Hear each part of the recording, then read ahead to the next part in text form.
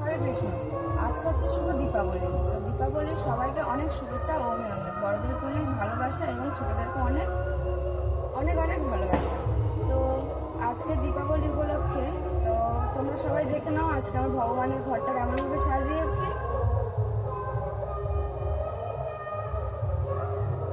তো এরপরে হচ্ছে দীপদান। দীপদান আমরা কেমনভাবে কার্তিক মাসে এবং দামোদর মাসে কেমনভাবে দীপদান করি, তো তোমরা সবাই দেখতে থাকো এবং হরিনাম হবে, তারপরে দীপদান করা হবে। হরে কৃষ্ণ।